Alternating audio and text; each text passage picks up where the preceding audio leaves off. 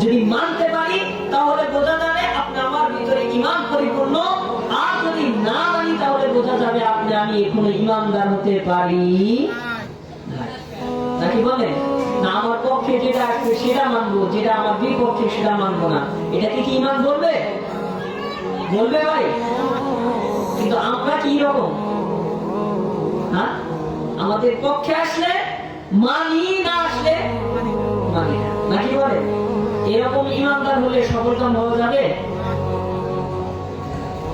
এক সময় এক হিন্দু আর এক মুসলমান ঝগড়া বাজছে। কে কে? দুজন কি এক ধর্মের লোক? ভিন্ন ভিন্ন ধর্মের না? তাদের ধর্মের টপিকস হলো, বিষয়বস্তু হলো, মুসলমানের দাবি আল্লাহ এক, আল্লাহ সত্য। মুসলমানের দাবি কি? আল্লাহ এক, আল্লাহ সত্য। আমার কি চাচা আমি একলাই বুঝতেছে নাকি? একলাই কথা বলে আপনারা বলতেছেন না? মানে আপনারা কিছু বলেন, আল্লাহ নাম বললে অন্তর পরিষ্কার হয়। অন্তরে অনেক ময়লা আছে। এখানে যদি গানের মজলিস করা হতো এই কয়জন থাকতো? হয়ে যেত না? কিন্তু গানের মজলিস করলে সে সব কামাইলো না গুনাহ? এটা কি কেউ বোঝে না? এরকম মানুষ পৃথিবীতে আছে। সবাই বলে গান শুনলে গুনাহ, নামাজ পড়লে সব, ওয়াজ শুনলে সব। এটা বোঝে না এইরকম কোন পার্সন পৃথিবীর বুকে নাই, নাকি বলে? এরপরও কেন আসে? আমি ভালো মন্দ সব বুঝি, তারপরও করি না। কারণ কি বলতে পারবেন?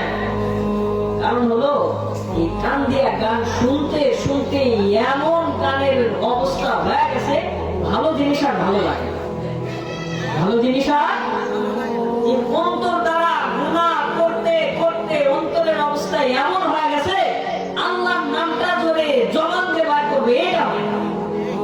অথচ এই যে বোর্ডের কার্যক্রম শুরু হয়ে গেছে, যে নেতা জীবনে নামাজ পড়ে, জীবনে এমন কোন ওয়াজ আমার নাই, করে নাই, ওই নেতারও স্লোগান দিয়ে অনেক পাবলিক পাবেন নিজের গলা ভেঙে ফেলাবে।